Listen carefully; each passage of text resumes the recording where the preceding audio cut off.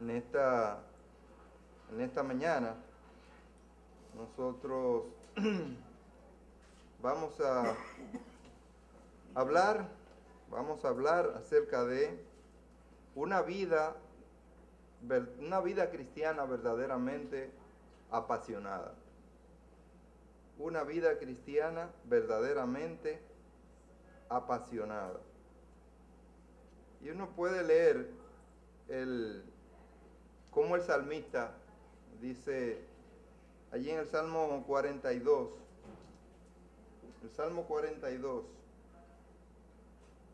versículos 1 y 2, dicen: como el ciervo brama por las corrientes de las aguas, así clama por ti, oh Dios, el alma mía.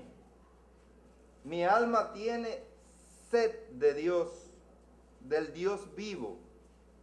¿Cuándo vendré y me presentaré delante de Dios?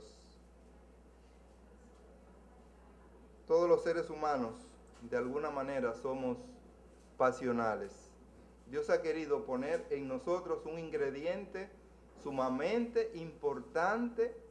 Todo lo que Dios ha puesto en nosotros es importante, yo diría que imprescindible. Nos ha puesto emoción, nos ha puesto sentimientos, nos ha puesto voluntad para hacer o para no hacer, nos ha puesto dominio propio, nos ha puesto libre albedrío, esa capacidad de evaluación y de análisis para decidir por lo que uno piensa que es lo más correcto, lo mejor. Nos ha puesto intelecto. Usted sabe lo que es el intelecto. Los animales darían lo que ellos no tienen por tener intelecto. Pero a pesar de que ellos se esfuerzan y hacen tantas cosas que parecen a veces como si fueran seres humanos, siguen siendo animales. Nada más hay que ver en esos espectáculos donde hay animales actuando y la orden que se le da. Y óyeme, increíble. Yo no me puedo cansar de repetir una y otra vez esa experiencia que yo tuve con ese delfín. Cuando le dije al entrenador: no, yo quiero que me dé un besito en mi boca. Y dice: bueno, vamos a ver si él quiere. Y entonces cuando viene el delfín y yo pongo la boca, y él no crea que vino ahí, él vino aquí y me puso así, porque están entrenados para que boca no, para no ser realmente contaminados, ¿verdad? Porque ellos se enferman con mucha facilidad. Después yo digo: yo quiero que me abrace, eso va a ser posible. Así que le dieron la orden y él vino paradito y vino y se me puso ahí. Y yo: no, abrácelo, hágale lo que usted quiera. Y él se quedó ahí y yo me puse a hacerle así. Y entonces tocaron el pito, le dieron la orden. ¿Y usted cree que él se quitó de ahí? Él se quedó ahí, estaba casi durmiendo conmigo. Y después se va y me dice adiós. Y se va y hace lo que ellos ya le han instruido realmente que haga. Parece como si fuese una gente. Y usted se busca en YouTube muchísimas cosas que hacen los animales, diferentes tipos de animales, y usted llega a pensar: pero Dios mío, pero es que lo que le falta es hablar. No. Ellos no tienen, para nada, no tienen intelecto, no tienen inteligencia. Lo que ellos tienen es básicamente intuición y una serie de mandatos y de códigos y de normas que ellos realmente aprenden, llegan a obedecer mucho más que nosotros los seres humanos. Ellos son capaces de obedecer a un pito, a una voz, a un mandato, pero no son seres humanos, no tienen inteligencia, no tienen raciocinio.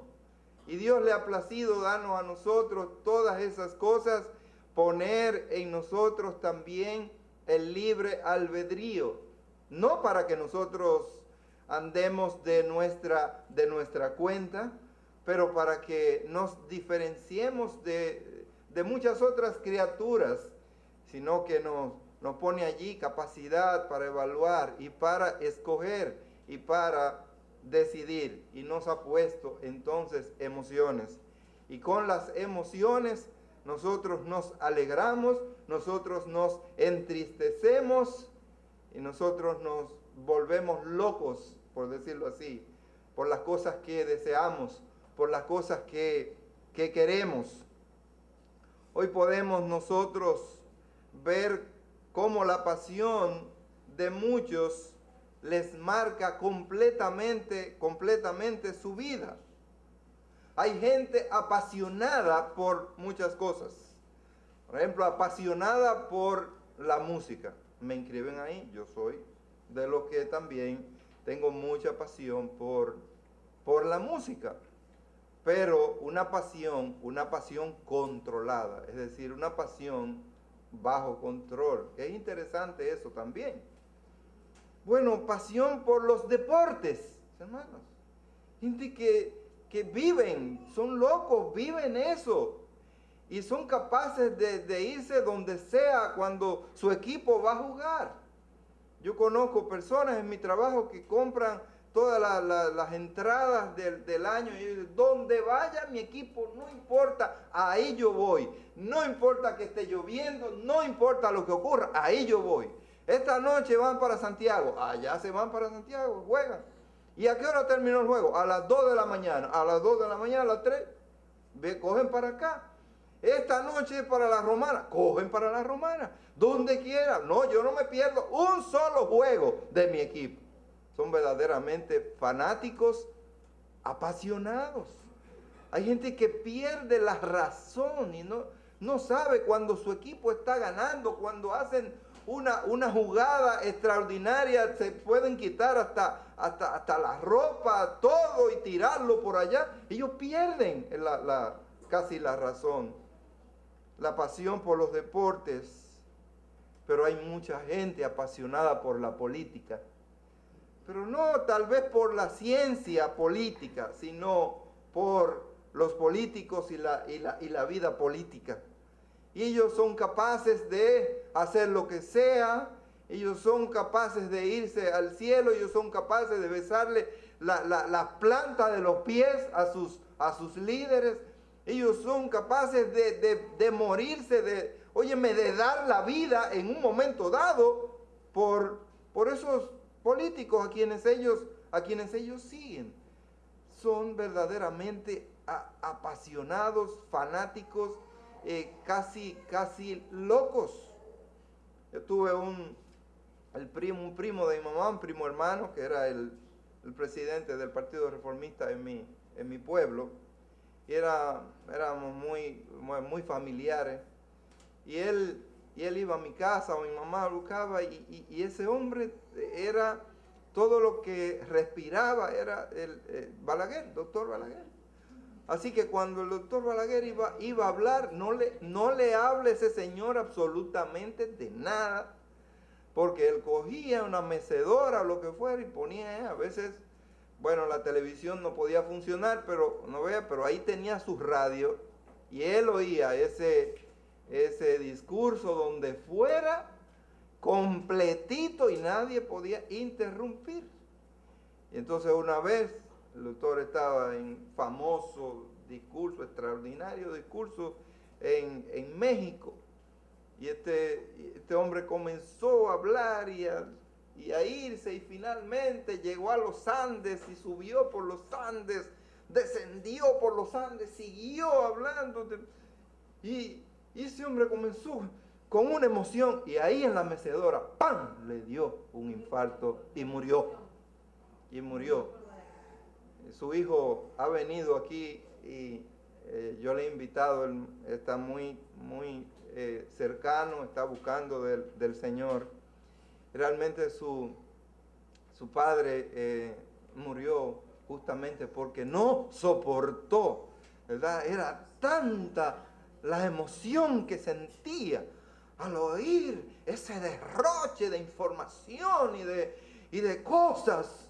Este hombre hablando frente a tantos líderes en el mundo, y hasta el mismo Fidel Castro se paró y dijo, increíble, este señor con tanta edad. Bueno, así los líderes, la gente, la política, el deporte y tantas cosas pone a la gente loco. Otros son apasionados por la tecnología, viven para la tecnología. Y todo lo que hay, todo lo nuevo, todo lo que hay, y que ahora no es necesario ir al súper, porque ahora usted puede mandarle con un código que usted le da, y entonces, es más, ni siquiera usted, su misma nevera desde allá puede mandar un código al supermercado, usted hace un contrato y ellos le traen todo lo que usted necesite, y entonces, una cosa increíble. En su casa no tiene la necesidad de encender luces, ni de encender aire acondicionado, ni de nada, porque hay una climatización automática, y cuando usted llega, nada más le da una orden a la puerta y le dice, abre, llegué, y ahí mismo, la puerta se abre, y entra, y llega a su casa, y la luz se prende como realmente acorde a su gusto. Y el aire se prende acorde justamente a su temperatura y a su preferencia. Y entonces de momento la gente no se va a mover. La gente ni siquiera va a tener que activar un control.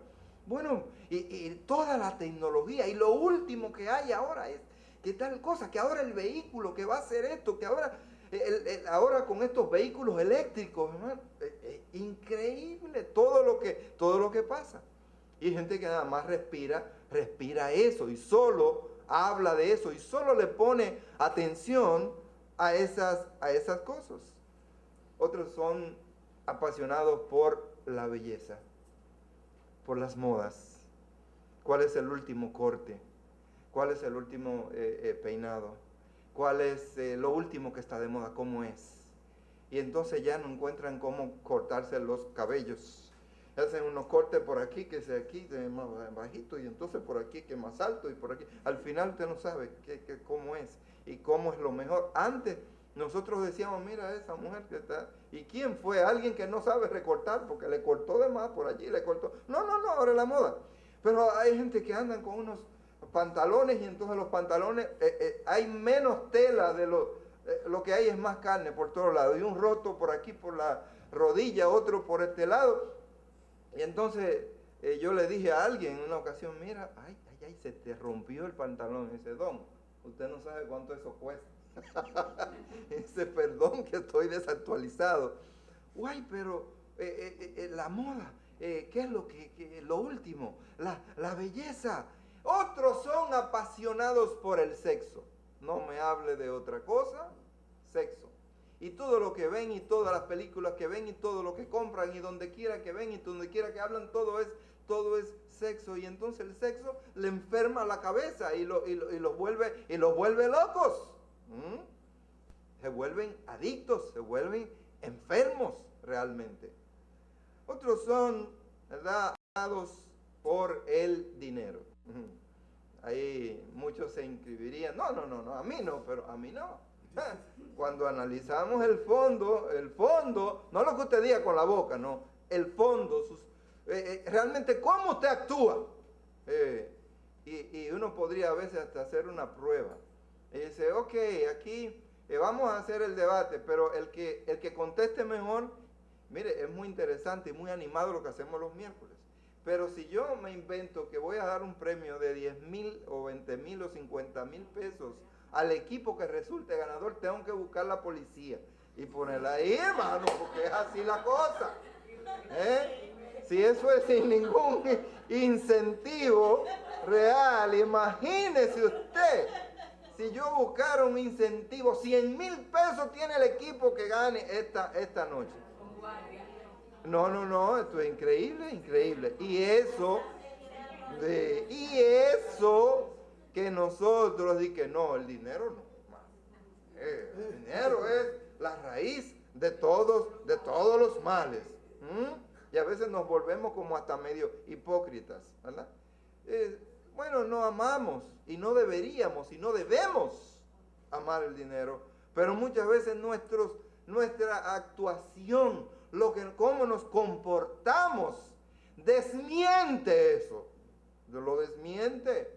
Nuestros hechos, a veces nuestras conversaciones desmienten eso. Nos dicen que sí, que estamos detrás y que eso para nosotros es sumamente, demasiado importante.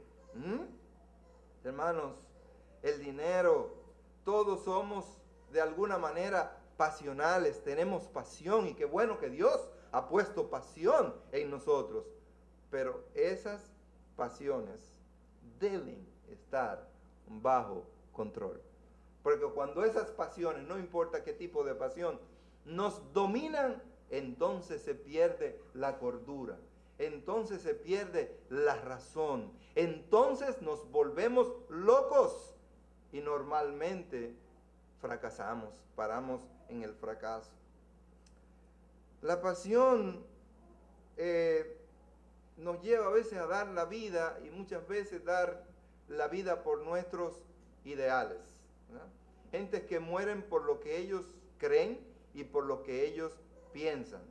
Y eso es importante, que el hombre tenga ideales, pero que tenga correctos ideales. Y cuando usted tiene correctos ideales, criterios, entonces usted puede realmente morir por lo que usted cree, por lo que usted piensa, por lo que usted sabe.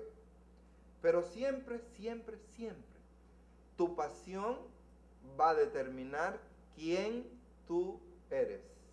Tu pasión normalmente determinará tu decisión en la vida. Tu pasión te llevará, te guiará justamente para hacer las cosas que finalmente tú quieres, tú deseas. Mucha gente ha ido a la universidad y ha estudiado por orden o por el deseo de sus padres una carrera y va. Y lo que hace cuando se gradúa y viene, ok, papá, papito, ahí te complací. Ahora yo voy a estudiar lo que me gusta, lo que me apasiona. Y eso ocurre mucho. Déjeme decirle que el profeta Jeremías, fue un hombre verdaderamente apasionado. Un hombre apasionado. Y si nosotros nos vamos a Jeremías, el capítulo 20, los versículos 7 y 8 dicen: me sedujiste, dice él, oh Jehová, y fui seducido. Más fuerte fuiste que yo y me venciste. Cada día he sido escarnecido, cada cual se burla de mí. Porque cuantas veces hablo, doy voces, grito, violencia y destrucción. Porque la palabra de Jehová me ha sido para afrenta y escarnio cada día. El profeta Jeremías era un hombre sumamente apasionado, pero era un hombre apasionado por las cosas de Dios. Lo que está diciendo aquí Jeremías es: no importa, aunque todo el mundo, aunque la gente se burle de mí, y aunque nadie me acepte ni me quiera, yo no dejaré de proclamar tu palabra. En realidad, así fue. Él lo echaron en una cisterna, él tuvo que llorar y, bueno, por eso le llaman el profeta llorón. Sufrir mucho, pero no dejó de hacer lo que Dios le indicó que debía hacer. Cuando nosotros ahora llevamos la pasión al terreno espiritual, debemos decirle que en muchas iglesias aparentemente hay pasión, pero encontramos una pasión fuera de control.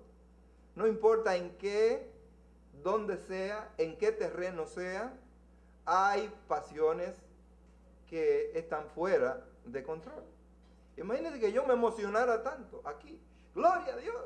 Señor, y cogiera el saco y se lo tirara y después la corbata y la cabeza. Gloria a Dios. Bueno, está bien, pero el hermano no se ha vuelto. Hay problemas. Agárrenlo. ¿Verdad? Agárrenlo. Hay pasiones, ¿verdad?, que son fuera de control. Hay gente que comienza a brincar y no se acuerda de nada. Y a veces cae redondo ahí. Y se dan golpes. Porque la pasión los hace salir de control. Hermanos, hay muchas personas realmente que muy apasionadas, pero fuera de control.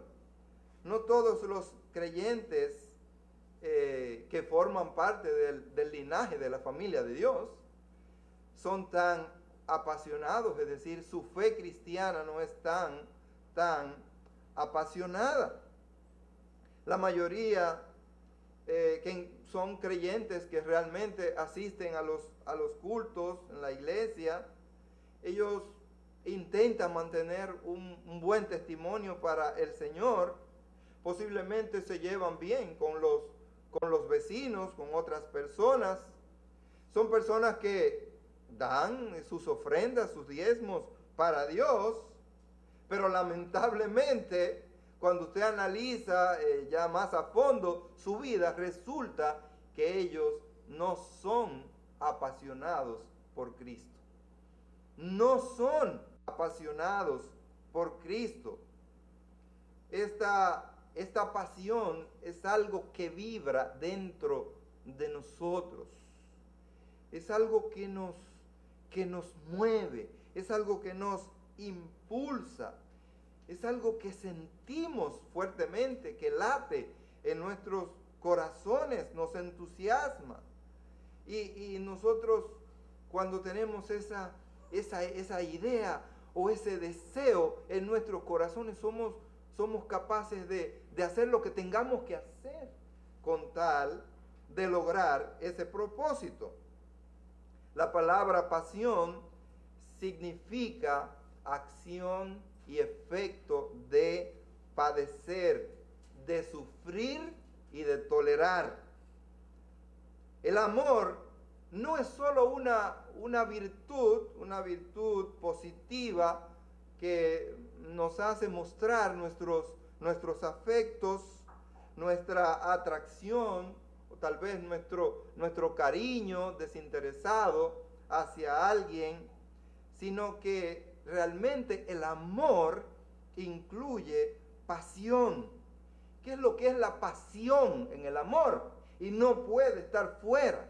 La pasión en el amor es la capacidad de entrega, la capacidad de sufrimiento, la capacidad de sacrificio por quien uno ama o por lo que uno ama.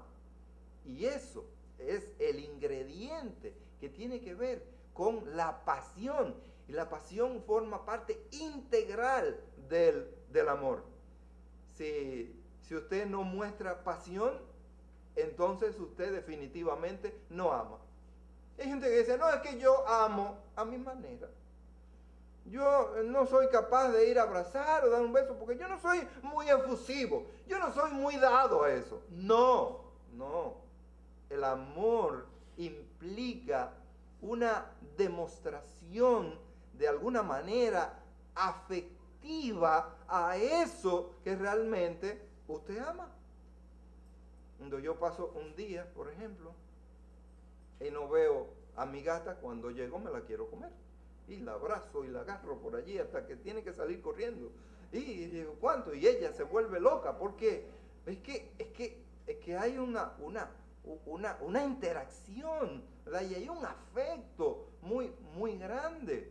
Ahora, no me pregunten lo que hago cuando duro ese mismo tiempo y no veo a Betty, pues me vuelvo loco, ¿verdad? Para que no vaya a pensar que yo amo más a la gata que a ella, ¿verdad? Se vaya a hacer jamás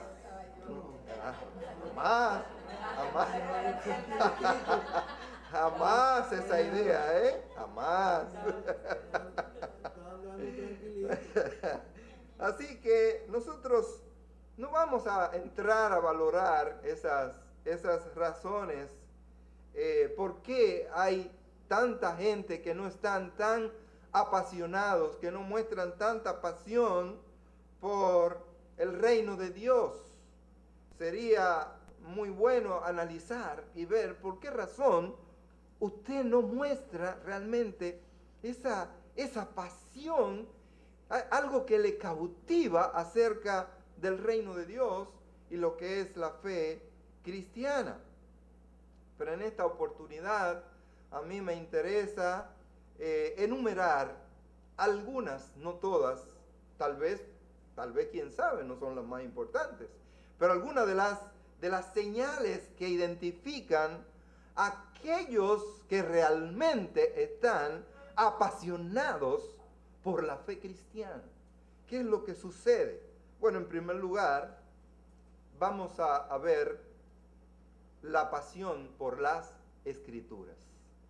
Si usted es una persona apasionada por la fe cristiana, usted va a ser una persona apasionada totalmente por las Escrituras. Porque la palabra de Dios es el fundamento más importante posiblemente en la cristiana, o por lo menos uno de los fundamentos más importantes. Sin la palabra de Dios no hubiese existido creación. Sin la palabra de Dios no hubiese existido salvación. Usted me dirá, ¿cómo? Sí, no hubiese existido salvación. Solo a través de la palabra de Dios nosotros conocemos la esencia de Dios y todo lo que ha hecho por la humanidad, por el mundo, todo lo que Dios ha hecho. La pasión entonces nos lleva a conocer lo que es lo importante, porque hasta Jesucristo mismo es el Logo de Dios, y eso significa la palabra viva de Dios entre nosotros. Hermanos, la pasión provoca y debe provocar en nosotros conocer, escudriñar, estudiar, meditar y memorizar las Escrituras con interés. Dice el Señor Jesucristo, escudriñad las Escrituras, es decir, oye, me profundicen, vayan hasta el fondo, lleguen hasta abajo, escudriñad las Escrituras, porque a vosotros os parece, ¿qué es lo que os parece? Que en ellas tenéis la vida eterna, y ellas son las que dan testimonio de mí, testimonio de Dios, testimonio de Jesucristo. Por eso nos manda a que la escudriñemos. La pasión provoca entonces no solamente hacer todo eso por la palabra de Dios, sino también disfrutar la palabra de Dios. Disfrutar la palabra de Dios más que ningún otro libro, hermano. ¿Usted disfruta la palabra de Dios más que ningún otro libro? Hay libros que son muy importantes, muy interesantes y que son libros muy divertidos. Yo he leído varios que son así, muy entretenidos. Y nos llevan que usted lee el primer capítulo y no quiere dejarlo hasta que no lo completa, hasta que no lo lee entero, hermano. De lo interesante que se vuelve esa historia o esa narrativa. Pero ¿qué dice la misma Escritura acerca de la palabra de Dios? Aquí en el Salmo 119, que es un salmo especial que tiene que ver con la palabra de Dios, la ley de Dios, y habla de la excelencia o de la excelencia de la palabra de Dios, de la ley de Dios. Aquí en el Salmo 119, el versículo 103 dice: cuán dulces son a mi paladar tus palabras, más que la miel a mi boca. Bueno, mire, y la miel es algo dulce. La miel es algo rico, es bueno. Muy poca gente dice que no le gusta la miel. A mí me encanta y comía miel, me gustaba, era del panal, coger la del panal y cogerme, y hasta del panal me quería comer, hasta empalagarme, ¿verdad? Qué rica, qué dulce es la miel y qué beneficiosa realmente es, qué nutritiva es la miel para el ser humano, para la vida en sentido general. Y dice aquí el salmista: cuán dulces son a mi paladar tus palabras. Dice que la palabra de Dios es más dulce que la miel a mi boca. ¿Realmente le sabe así a usted la palabra de Dios? Amén. ¿Es tan dulce así, más dulce que la miel? ¿Qué dice Jeremías? Bueno, Jeremías, en el capítulo 15 del libro de Jeremías, el versículo 16, dice: fueron halladas tus palabras y yo las comí. Yo las comí. Y tu palabra me fue por gozo y por alegría de mi corazón, porque tu nombre se invocó sobre mí, oh Jehová, Dios de los ejércitos.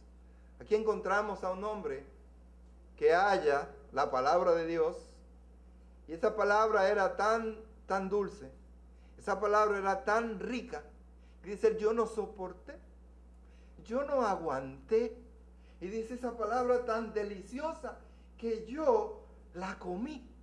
Yo me la comí. Cuidado, hermano, yo no estoy mandando a que agarre las hojas y comience a comerla, ¿verdad? Literalmente, cuidado, porque eso le pasó a alguien, ¿verdad? Un misionero fue a un lugar y entonces había un perro que no lo dejaba hacer el trabajo, entrar, hasta que en una ocasión se le zafó una hoja de la Biblia y el perro fue, parece que tenía demasiado hambre y se la comió.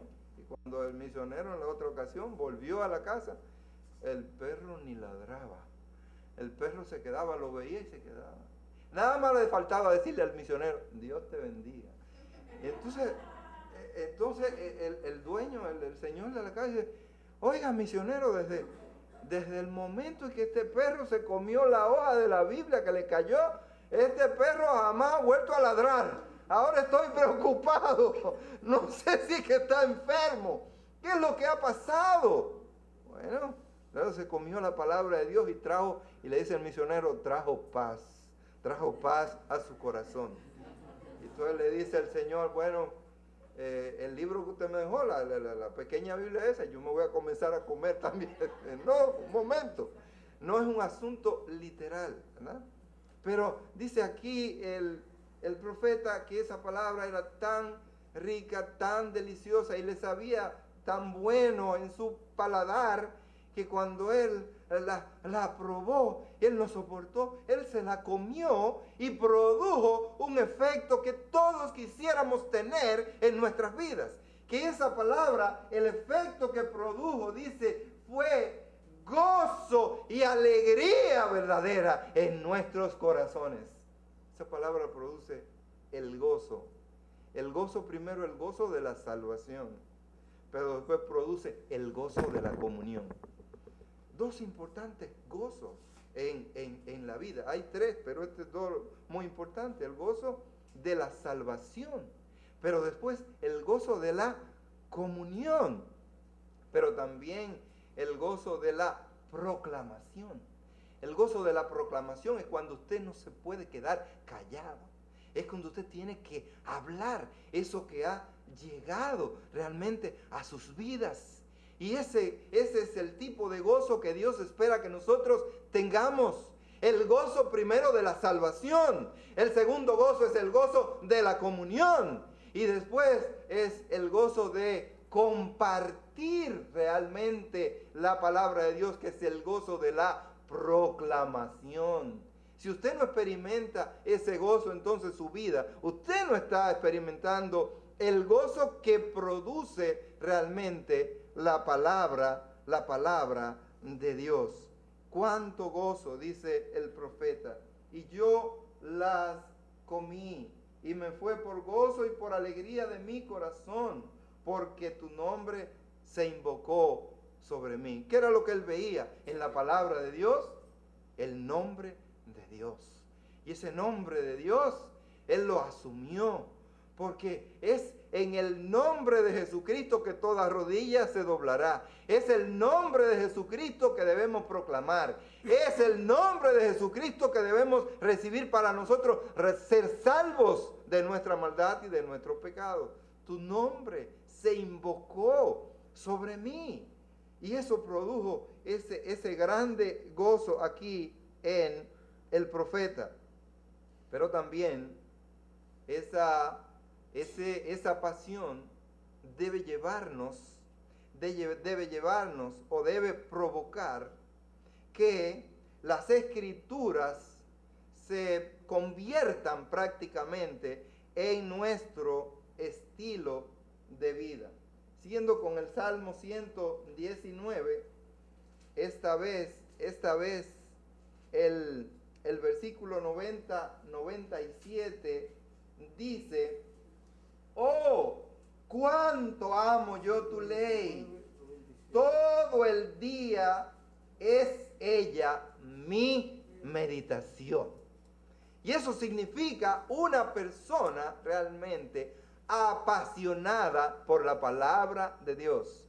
Todo el día, sí, 24/7, todo el día es ella mi meditación. Eso no significa que usted va a tener la Biblia abierta 24 horas delante de sus ojos, pero la va a tener grabada en su corazón, la va a memorizar, la va a tener presente en cada circunstancia y momento de su vida. Y eso es vivir, cuando vivimos apasionados por la palabra de Dios. Hay una palabra que no utilizamos y es la palabra fanático. La palabra fanático, la palabra legalista, ¿verdad? Palabra fanático es alguien que sigue algo pero sin mucho razonamiento, sin mucha razón de ser. Él es un fanático pero no tiene mucho fundamento. Ahora, el apasionado, en este caso, cuando hay pasión por la palabra de Dios, que sigue al pie de la letra lo que Dios ha dicho, él lo hace porque él sabe. ¿Qué es lo que decía el apóstol Pablo? Yo sé a quién he creído. Yo sé. No es algo aéreo, no es algo que alguien lo dijo, no es un invento. Yo sé a quién he creído. Y por eso desde el mismo momento que el apóstol Pablo creyó, fue un hombre apasionado por lo que Dios había dicho. La pasión por las escrituras también nos lleva, como dijimos, a proclamar la palabra de Dios. Recuérdese lo que dijo Pablo escribiéndole a los romanos en el capítulo 1, el versículo 16, dice: porque no me avergüenzo del evangelio, porque es poder de Dios para salvación a todo aquel que cree. Es poder de Dios. ¿Qué pasa cuando nosotros nos apasionamos por las escrituras? Las escrituras se convierten y producen en nosotros un poder, dice ahí, mayor que el poder de la dinamita. Esa dinamita que conocemos ahora es la dinamita de Dios dentro de nosotros. La palabra de Dios vuelve a un hombre poderoso. Alguien dijo que hay que temerle al hombre que conoce y que maneja un solo libro. Mire, cuando alguien maneja un solo libro, lo conoce, lo estudia, mire, nadie sabe más de ese libro que él. Téngale miedo. Nada de lo que usted pueda decir lo va a sorprender porque él conoce y maneja ese solo libro. cuando una persona se dispone, ¿verdad?, a escudriñar, a estudiar, a conocer las Escrituras, se vuelve realmente poderoso. No sé, la gente que toma discipulado conmigo sabe el énfasis, lo sabe muy bien, el énfasis que nosotros ponemos en las Escrituras. Hay gente que ha pasado un poco de trabajo, ¿verdad?, conmigo, pero es por su bien.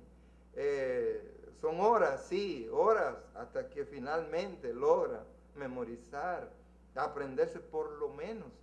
Mire, en el fondo, usted sabe lo que yo quisiera. Yo quisiera que usted se lo aprendiera de memoria. Todo, no solamente los libros, sino el contenido de los libros, pero no podemos, ¿verdad?, llegar hasta tan lejos, ¿verdad que sí? Pero hay gente que han llegado lejos. Conocimos un anciano, el fundador de la universidad, Bob Jones. Ese señor, Bob Jones, un anciano, él se paró ahí, tenía la Biblia ahí, pero él no usaba, él citaba capítulos de la Escritura de memoria. Él tuvo un estudio una vez aquí y se sabía el contenido completo del mensaje de Dios a las siete iglesias de Apocalipsis. Sí, él se lo sabía siendo un hombre ya muy octogenario, y estaba allí. Después de ahí prácticamente lo retiraron, tuvo que retirarse de la universidad, pero con una lucidez increíble. Hermano, ¿cómo podemos realmente memorizar? Pero la idea aquí es proclamar. No me avergüenzo del Evangelio, no me avergüenzo de creerlo, pero tampoco me avergüenzo de estudiarlo, pero tampoco me avergüenzo de proclamarlo, dice, porque es poder de Dios. Hermano, es algo deleitoso ver que ese poder de Dios transforma esas vidas. Gente, esos delincuentes, esa gente que no sabe por qué ni para qué está en el mundo, lleno de odio, lleno de envidia, lleno de mentira, lleno de maldad. Y cómo ese evangelio poderoso transforma esas vidas. Hermano, es algo que deleita y es algo que produce mucho gozo en el corazón. El ver cómo una persona puede ser transformada por las Escrituras, no por mí, no por nosotros, porque nosotros no transformamos a nadie. Es el contenido de las Escrituras aplicado perfectamente y poderosamente por el Espíritu Santo de Dios en cada corazón. Bueno, la pasión de llevarnos a proclamar realmente lo que nosotros creemos, lo que nosotros decimos que realmente creemos. Hay un artículo escrito por Rachel Gray, y él allí escribió ese artículo 2014 basado en un estudio, y dice que producto de ese estudio se determinó que el solo leer las Escrituras durante 6 minutos, dice que se comprobó que redujo el estrés en 68% a las personas que se habían dispuesto a por lo menos leer, sacar ese tiempo y leer las Escrituras por 6 minutos. ¿Usted sabe lo que es eso? Por 6 minutos, y producir una transformación y una paz interior y un relax interior. Eso no quiere decir que la persona ya se convirtió, es creyente. No, que contribuyó a mejorar, aliviar su estrés en un 68%. Hermano, pero ¿cómo nosotros no aprovechar y abrazarnos realmente de un libro así? Mire, el apóstol Pablo le hizo una importante exhortación a los colosenses en el capítulo 3, el versículo 16, dice: la palabra de Cristo more en abundancia en vosotros, enseñándoos y exhortándoos unos a otros en toda sabiduría, cantando con gracia en vuestros corazones al Señor, con salmos e himnos y cánticos espirituales. Mire, él no le dijo al apóstol Pablo que todo el dinero que ustedes, que amor en abundancia en ustedes. Mire, hay buenos deseos. ¿Sabe? Que normalmente la gente cuando otro cumpleaños en diferentes épocas, ¿qué es lo que le desean? Y ahora próximamente en estos días, 14 de febrero, demás, ¿qué es lo que deseamos? Ay, mucho amor, dinero, amor y salud. Los tres deseos más importantes. Dinero, amor y salud.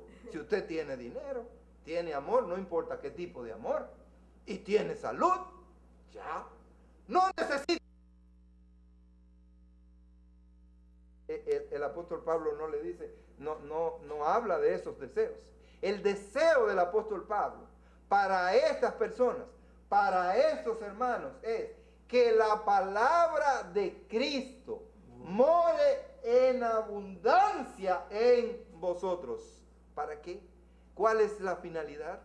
Dice aquí, para enseñarlos, para que puedan ser enseñados, para que puedan ser exhortados, para que puedan ser animados, para que puedan ser corregidos, para que puedan ser edificados y finalmente transformados. Es la palabra de Dios. Y tenemos pasión por la palabra de Dios cuando no solamente la leemos por leer, sino cuando nos deleitamos en ella. Cuando estábamos en el instituto, tuvimos que leer la Biblia varias veces, una y otra vez. Y leerla, y leer otra vez, y volver. Y, ok, volvemos otra vez, sí, leerla. Y yo creo que muchos de los que estuvieron ahí no la leyeron lo suficiente, porque después que terminó el instituto y eso, algunos claudicaron y se fueron a doctrinas falsas. Había una de las muchachas que esa privaba en la que más sabía de la Biblia. Y vaya, ustedes saben que ella está ahora. Ahora ella es pastora. Ella es pastora en la iglesia. Y no quiere por nada del mundo. En una ocasión yo hice un comentario. Ay, ¿para qué fue eso? No quiere. Se siente mal si uno dice algo. Oye, pero ¿qué fue lo que aprendiste? No solamente de todo lo que leíste, es de todo lo que se enseñó. Porque déjeme decirle que ahí habían tremendos maestros de la palabra de Dios. El hermano Nauta, Jay Nauta, era uno de los maestros. El hermano César Cáceres era otro de los maestros. Nos llegó a dar clase el hermano Pablo Jones, nos llegó a dar clase en su oportunidad el hermano Robert Meyer. Todos eran maestros.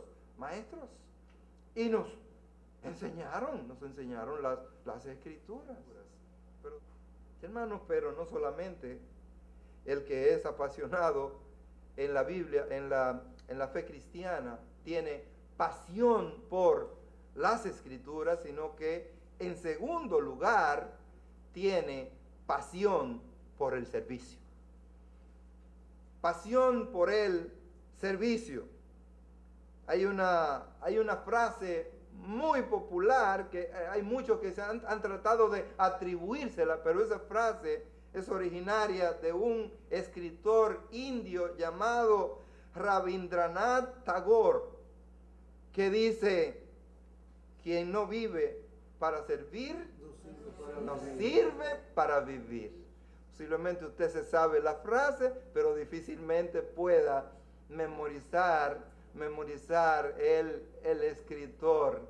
Es el escritor indio Rabindranath Tagore quien se le atribuye esa frase tan popular: quien no sirve para vivir, quien no vive para servir, no sirve para vivir.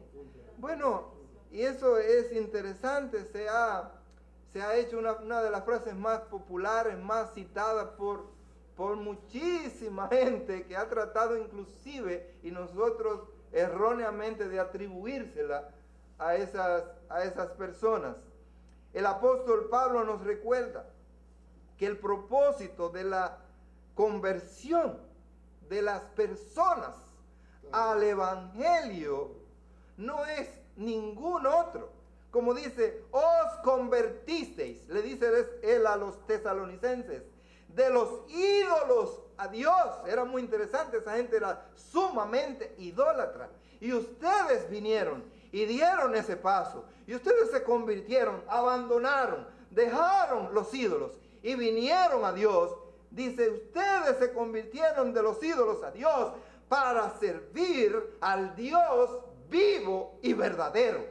Ustedes vinieron, se convirtieron, es para servir al Dios vivo y verdadero. Y dice, y esperar de los cielos a su Hijo Jesucristo. Nosotros nos vinimos del mundo, nosotros nos convertimos realmente para servir al Dios vivo. Y para que al convertirnos tengamos esa esperanza cierta en nuestros corazones de que un día nos vamos a ir con Jesucristo para vivir con Él por la eternidad.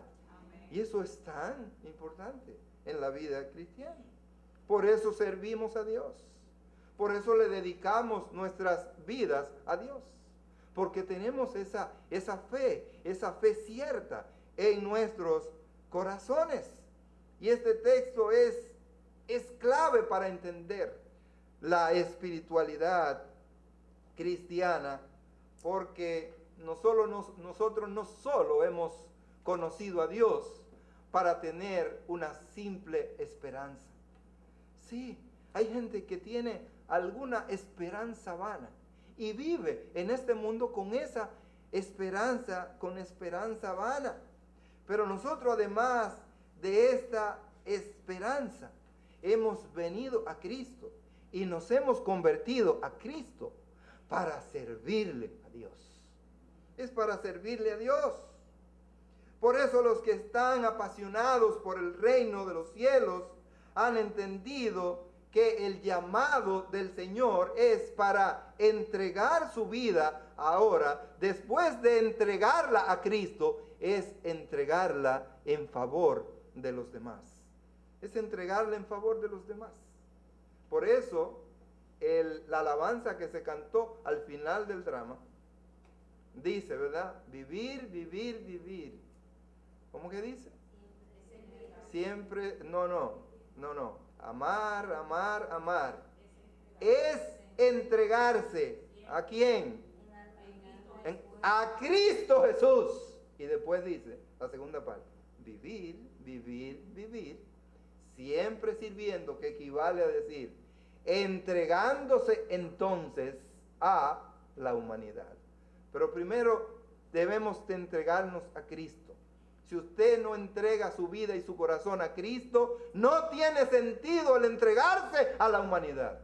Hay mucha gente que se ha entregado primero a la humanidad, sin entregarse primero a Cristo. Y todo eso que han hecho no tiene ningún sentido. Todo eso que han hecho es vanidad. Mire, han vivido su vida metido en un convento, en un claustro, otros metidos que en un laboratorio. Usted sabe que ese es uno de los, yo no le deseo eso a nadie, cualquiera se podría aburrir metido en un laboratorio. Es decirle que los científicos que están trabajando ahora mismo en la vacuna para el coronavirus están encerrados, están metidos y posiblemente no tienen casi ni contacto con su familia, ni con sus esposas, ni nada. Es metido de cabeza en un laboratorio porque es algo urgente. Tienen que buscar esa vacuna, ese medicamento, tienen que buscarlo sí o sí y prontamente, antes que la cosa empeore. Y esa gente están allí metidos, han dedicado su vida para eso y están allí. Ahora el Señor nos dice, mira, de la misma y no de la misma manera, así como esta gente se entrega en cuerpo y alma, ¿para qué lo hacen? Esa gente que están ahí no lo hacen porque es que están recibiendo una cantidad enorme de dinero. No, no están pensando fundamentalmente en el dinero. Están pensando en qué ayuda va a resultar esto para una humanidad.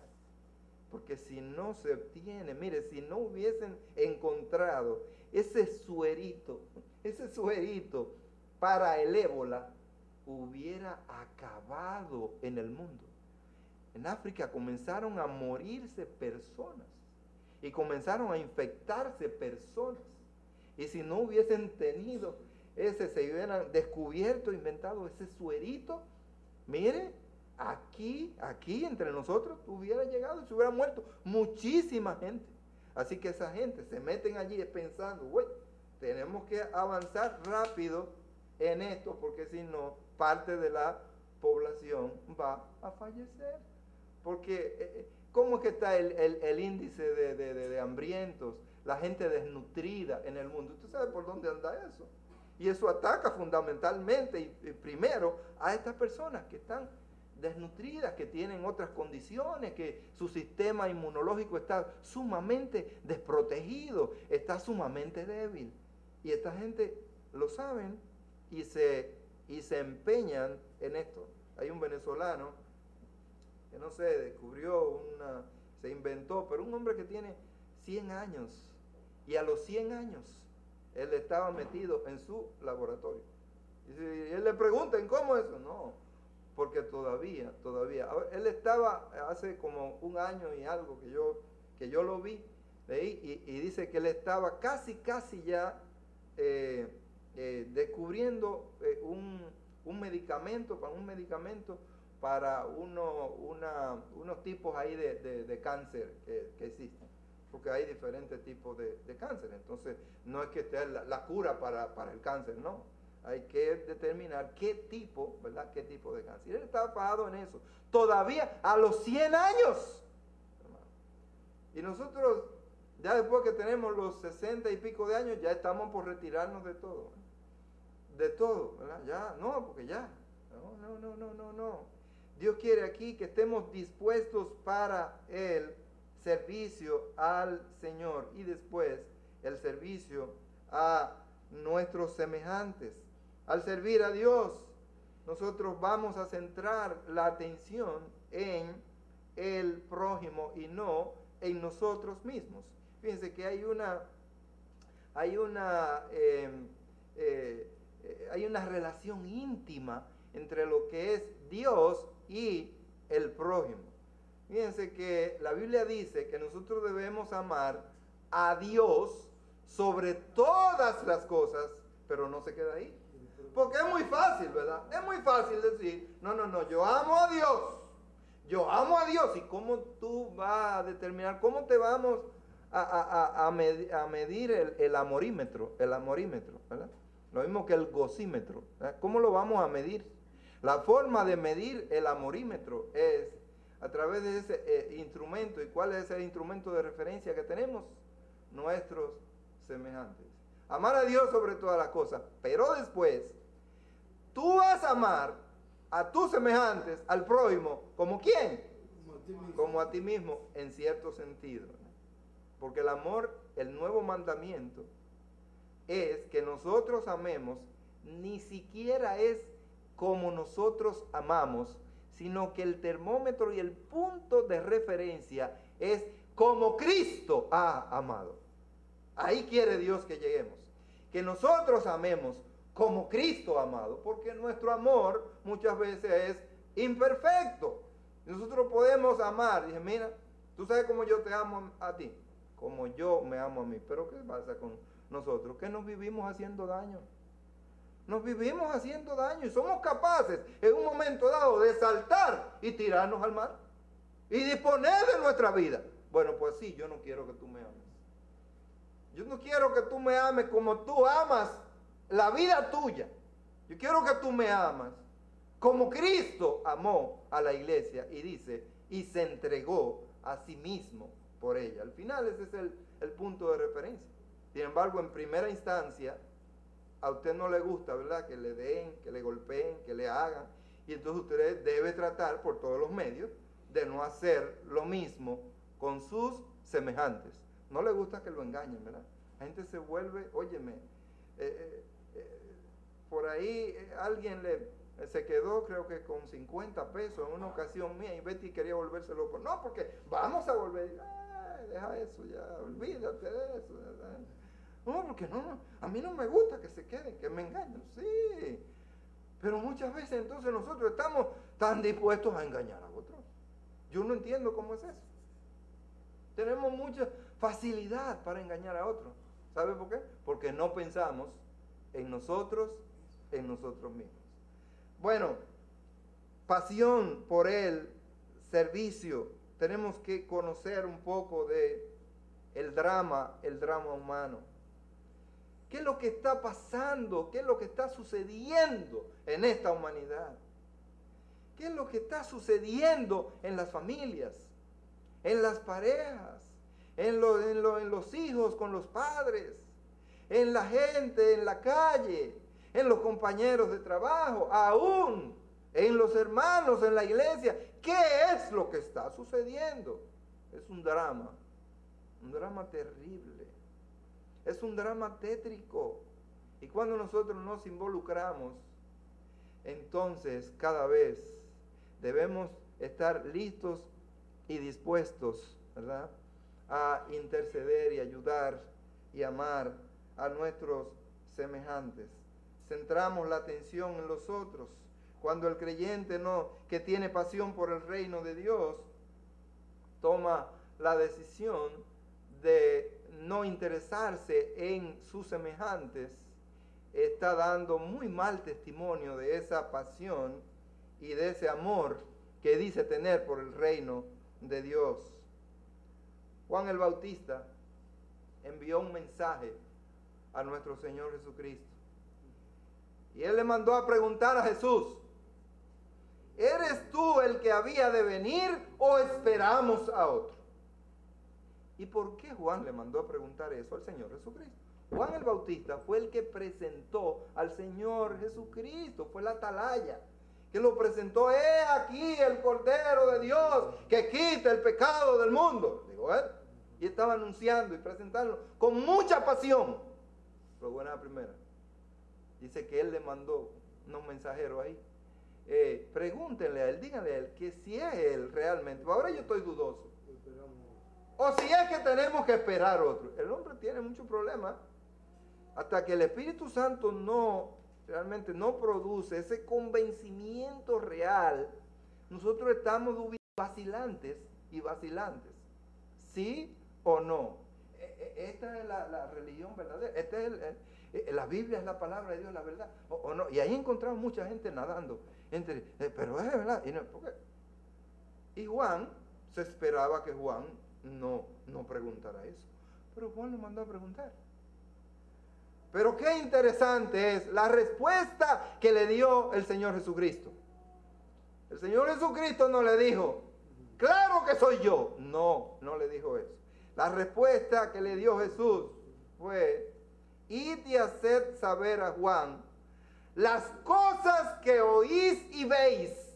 Y le dijo: los ciegos ven, los cojos andan, los leprosos son limpiados, los sordos oyen, los muertos son resucitados, y a los pobres le es predicado el reino de los cielos. Díganle a Juan que eso es lo que está sucediendo. ¿Qué significa eso? La entrega de Jesús por la humanidad. El resultado de su trabajo, hermano. ¿Cuál es el resultado de tu trabajo? ¿Cuál es el resultado de tu pasión por Cristo? El Señor le dijo a Juan: yo no te voy a decir nada, solamente tienes que ver cuál es el resultado. Los cojos andan, los ciegos ven, los sordos oyen, a los pobres les ha anunciado el reino de los cielos. Hermano, ¿cuál es el resultado de tu pasión? Si dices que estás apasionado por Cristo, ¿cuál es el resultado de esa pasión? No tienes que decir que estás apasionado por Cristo. Nosotros podemos verlo en tu vida cuando tú tienes pasión por Jesucristo. Nosotros podemos notarlo eso. ¿Cuál es el resultado de esa pasión? ¿Hasta dónde te ha llevado a tener ese encuentro permanente con Jesús? Y ese deseo vivo de estar aquí, ferviente en las cosas del Señor. Apasionado es saber que si Jesús está aquí, yo quiero también estar aquí. Hermano, cuando teníamos el noviazgo, amores, con Betty, y yo le preguntaba, ¿tú vas para tal lugar? Sí. Ah, no, pues yo quiero estar ahí. Yo quiero estar ahí. Donde quiera que ella esté, yo también quiero estar. Ah, mejor, ¿verdad? Que no dije la gata. Yo quiero estar ahí. Quiero estar ahí. Hermano, y era así. Y era la uña y el dedo. Y estamos allí, yo también voy a estar ahí. Y eso significa que un amor que tiene una pasión. Si estás apasionado por tu esposa, si tu esposa está allí, pues yo también quiero estar ahí. Sobre todo si está en lo bueno. Si está en lo bueno, yo también quiero estar ahí. Mire, yo me bebo todo lo que Betty me dice que me beba, porque si ella lo bebe y le produce resultados, pues yo también me lo bebo. Y a veces me da una cosa, mira, bébete eso. Y yo ni le pregunto qué es lo que tiene. No le pregunto. Porque al final dice, mira, eso es bueno para tal cosa. Eso es bueno para ti. Y yo me voy dando cosas, hermano. Increíblemente, yo no sé ya qué más voy a beber. Pero si viene de sus manos, yo me lo bebo. Yo me lo bebo. Porque yo sé que ella quiere lo mejor para mí, como ella quiere lo mejor para ella. ¿Verdad que sí? Hermano, ¿cómo estás apasionado por Cristo?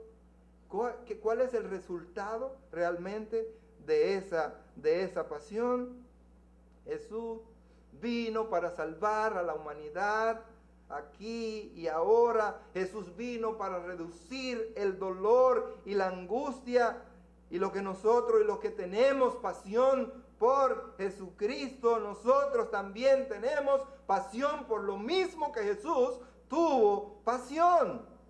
Y es por servir a nuestros semejantes, por servir a nuestro prójimo, aquellos que caminan hacia la eternidad sin Dios y sin esperanza.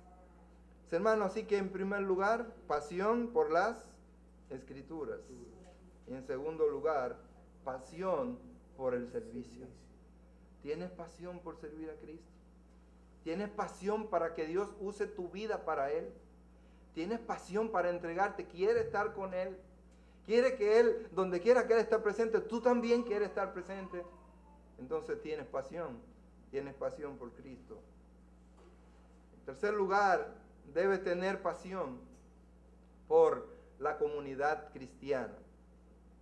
Pasión por la comunidad cristiana.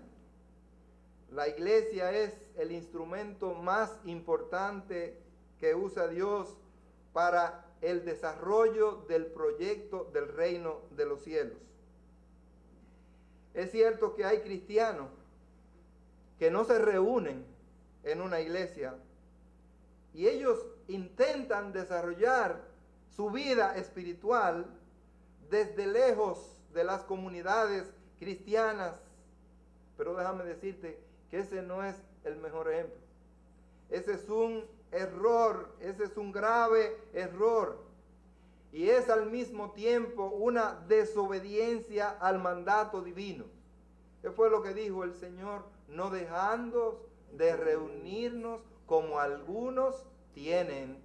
Yo siempre digo que el Señor me dé licencia ahí para agregarle, por mala costumbre. Es una mala costumbre el no congregarse.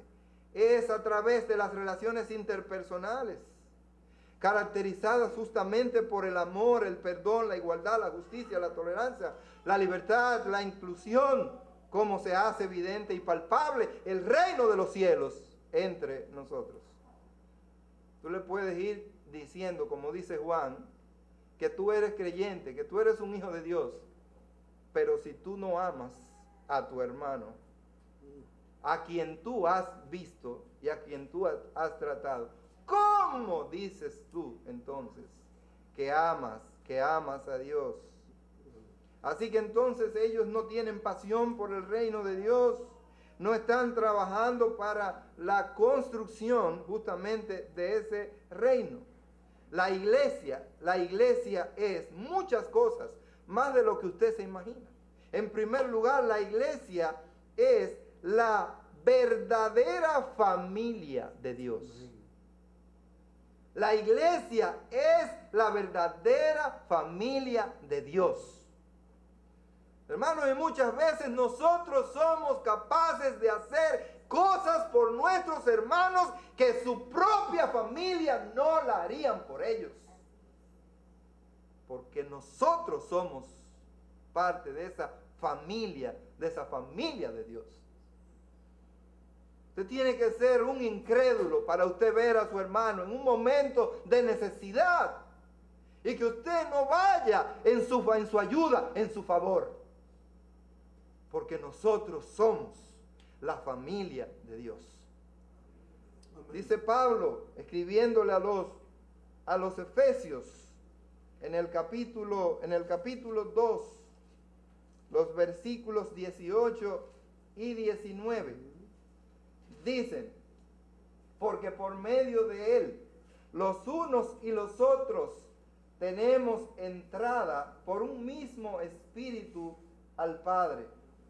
Así que ya no sois extranjeros ni advenedizos, sino conciudadanos de los santos y miembros de la familia de Dios. Usted es miembro, no solamente es un conciudadano del reino de los cielos, sino que usted es miembro, es parte de la familia de Dios. Pero nosotros ahora le ponemos mayor énfasis a la familia de la tierra, a la familia de la sangre, de lo que es a la familia de Dios. ¿Y para qué Dios dio la familia terrenal, la familia de la sangre? La dio solamente como un ejemplo, como una muestra de lo que debía ser la familia de Dios. Mire, si Dios nos hubiera puesto y nos ayudado para que entendiéramos lo que era la familia, nosotros viviendo, y aún así no entendemos. Mire, aún así, nosotros no entendemos lo que es la familia de Dios. ¿Por qué? Porque es tan pobre la relación, a veces, dentro de la familia, que no podemos configurar esa relación dentro de la familia de Dios. Pero ese hermano carnal que usted tiene, ese sobrino que usted tiene, ese papá, esa mamá, esos abuelos, todo eso es para configurar algo y para que usted pueda entender lo que es la familia de Dios. El énfasis que hace las Escrituras no es fundamentalmente en la familia de la tierra. El énfasis mayor es en la familia de Dios. En un momento crucial, llegan allí la madre y los hermanos de Jesús y lo buscan desesperadamente. Y Jesús estaba llevando a cabo la obra de Dios, estaba reunido con sus discípulos. Y cuando llegan allí, su madre y sus hermanos piensan que tenían la preferencia.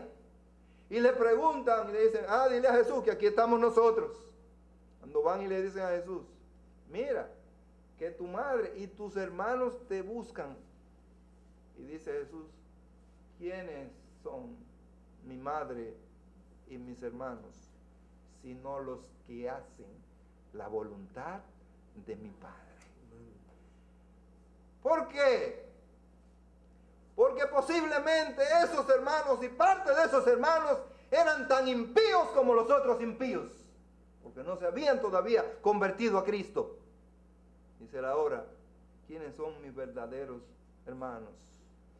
¿Quién es mi padre? ¿Quién es mi madre? José, sí, está bien, pero María, sí. Y ellos, sí. Pero mis verdaderos hermanos son los que hacen la voluntad de mi Padre Celestial. Y ese reconocimiento, hermano, ese amor que aflora en mis labios y en el corazón, realmente va para aquellos, finalmente más para aquellos que hacen la voluntad de Dios. Que hacen la voluntad de Dios. Porque ellos son parte de la familia verdadera de Dios. Los que hacen la voluntad de Dios. Y aquí dentro de la comunidad cristiana, nosotros nos esforzamos por hacer la voluntad de Dios. Pero la iglesia no es solamente la familia de Dios, sino que en segundo lugar, la iglesia es el cuerpo de Cristo. ¡Uepa! Es el cuerpo de Cristo, hermano. Es un cuerpo sagrado. Es un cuerpo que tiene una importancia única. El cuerpo de Cristo, donde Cristo es la cabeza y cada uno de nosotros, dice la Escritura, somos miembros en particular. Formamos parte de ese mismo cuerpo. Y yo no he visto a nadie que le duela una uña que no le importe. Dice, no, esa uña le duele ese dedo, pero a mí no me importa. No, si esa uña duele, mire, le duele hasta el corazón. Yo no sé qué fue, pero yo creo que yo me rompí ese dedo. Yo no sé. Yo sé que en un momento dado, yo hago así, digo, uepa, pero ¿y qué fue lo que pasó? No podía casi doblar. Y ese dedo a mí me dolía y cuando me punchaba así, yo lo sentía aquí. Pero mira, porque es parte de mí. Y usted sabe que se sanó solo de su cuenta. Yo no le puse atención nunca. Y se sanó, se soldó solo, qué sé yo. Bueno, pero realmente nos importa nuestro cuerpo, ¿verdad que sí? A usted le importan las uñas de los pies. Sobre todo cuando tiene un honguito, cuando tiene algo, usted debe ir y se preocupa por lo que esté pasando en los pies. Pero a usted le preocupan también sus cabellos, ¿eh? Cabellos. ¿Cómo están? Se me están cayendo los cabellos. Ay, tengo horquetilla, tengo tal cosa. Los cabellos. Usted no dice, no, pero son los cabellos, yo puedo vivir sin cabello.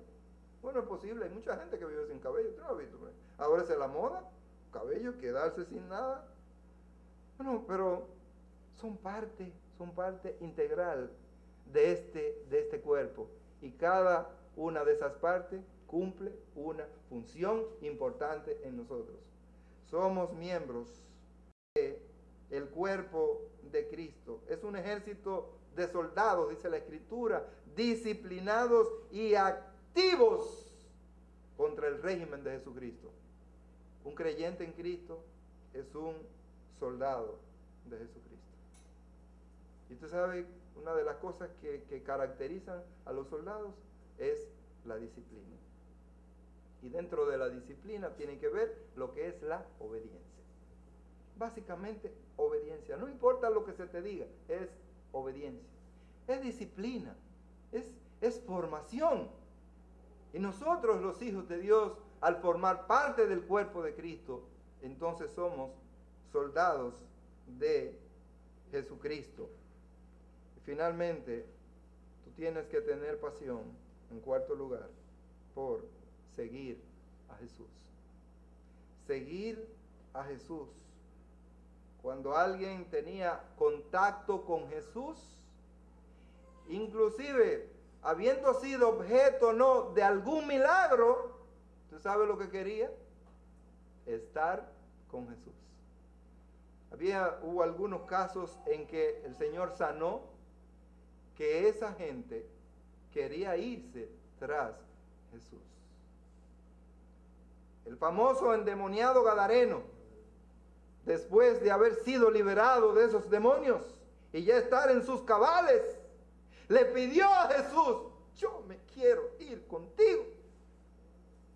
Yo quiero estar contigo. Jesús le dijo, no, ve, dile, anúnciale a toda tu gente. Publícalo, dilo. Habla de lo que ha pasado en tu vida. No es simplemente ahora que te quedes y que andes conmigo. Él tenía a sus discípulos que andaban con él. Ahora él necesitaba que esas otras personas fueran a proclamar. Allí hubo otros milagros. En el caso, usted podría decir que muchos de ellos estaban interesados en la comida. Él lo dijo. El milagro de los panes y los peces, cuando había una multitud de 5,000 personas, pero alguna de esta gente dice que estaban y seguían a Jesús. Y Jesús se iba para un lado y ellos se iban tras Jesús. Y se le aparecían porque ellos querían. Es verdad que había muchos que estaban por el interés de ser alimentados porque tenían hambre, es cierto. Pero muchos otros querían seguir a Jesús. Hermanos, si yo hubiese conocido a Jesús cuando estuvo aquí en la tierra, yo me le ato, aunque sea las sandalias, pero tengo que seguir con Jesús. Hermanos, cuando uno llega a amar a Jesús, quiere mantenerse siguiendo a Jesús. No importa dónde usted se vaya, al lugar más recóndito de la tierra, quiere y ama seguir a Jesús. Hermanos, porque amamos a Jesús, y cuando tenemos pasión por Jesús, entonces implica esto que deberíamos ser capaces hasta morir por causa de Jesús. Déjeme decirle que Jesús le hace un llamado a los que creen en Él, un llamado acerca de una entrega absoluta. Una entrega absoluta, no parcial, absoluta. Sé que en un mandato, cuando Jesús dio el mandato de llevar la cruz, ¿verdad? Llevar su cruz. Dice, porque el que quiera salvar su vida, la perderá, pero el que pierda su vida por mí, la salvará.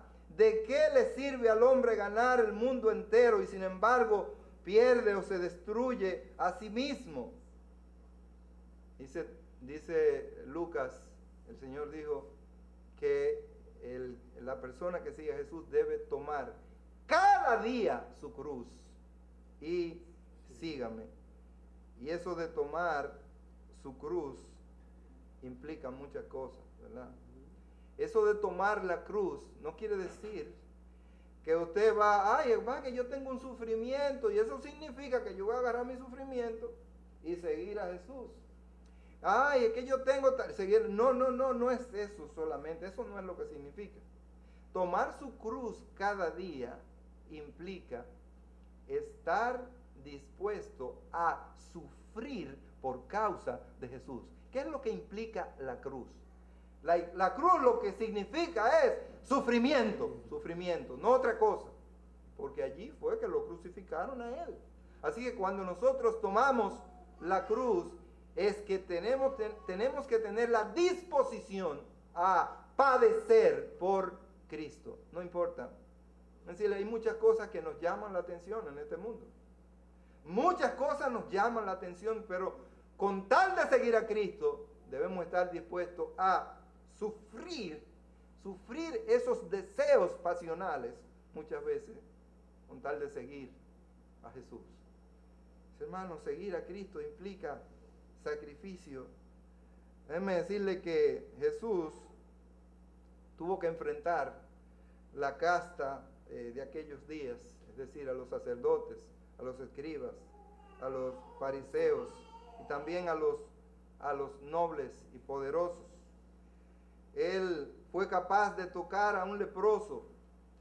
Jesús fue capaz de hablar con una mujer a solas. Jesús fue capaz de reunirse y vincularse con los marginados, con las prostitutas, con los publicanos y con todos los proscritos de aquella época. ¿Sabe por qué? Porque Jesús amaba a la gente. Jesús amaba a la gente. Por eso apasiona a Jesús, porque Él no simplemente se fue con los acaudalados, sino que Él puso a un lado todas esas halagos y le decía entonces a la gente la verdad del Evangelio. Seguir a Jesús implica sacrificio y es justamente lo que debemos nosotros hacer. Si tenemos pasión por Jesús, tenemos que verdaderamente seguir a Jesús donde quiera que Jesús está. Y si Jesús está en su templo, pues aquí debemos estar con Jesús. Yo quiero estar en comunión con Jesús. Hay gente que hacen grandes sacrificios para estar en la iglesia. Ya les dije que unos hermanos en Catalina que tienen que recorrer 7 kilómetros a pie para poder asistir y estar en el culto de la iglesia por esos montes por ahí. Nosotros tenemos vehículos, nosotros tenemos tantas facilidades, pero el Señor bendice ese amor de esos hermanos. ¿Qué sacrificio puede hacer usted si Jesús vino de más lejos, vino del cielo y llegó aquí para estar con nosotros? Hermanos, pasión. Una vida cristiana verdaderamente apasionada es una vida que tiene pasión primero por las Escrituras, en segundo lugar por el servicio, en tercer lugar por la comunidad cristiana, por la iglesia, y en cuarto lugar una pasión por seguir a Jesús. ¿Es usted un cristiano apasionado? ¿Es verdadero un cristiano apasionado o es un cristiano de resorte? ¿Usted sabe cuáles son los de resorte, no? Cristianos de resorte que en un momento dado se quieren llevar el mundo por delante, pero al próximo minuto, al día siguiente, ya está en el suelo. El que tiene pasión por Jesús es como el compañero mío de trabajo que compra todas las taquillas de entrada para todos los juegos del año, ¿verdad?, que tiene su equipo. Y él no importa si llueve o no llueve, a la hora que termine, él se va. Y no voy a decir cuál es el equipo de su preferencia para no levantar algunos problemas.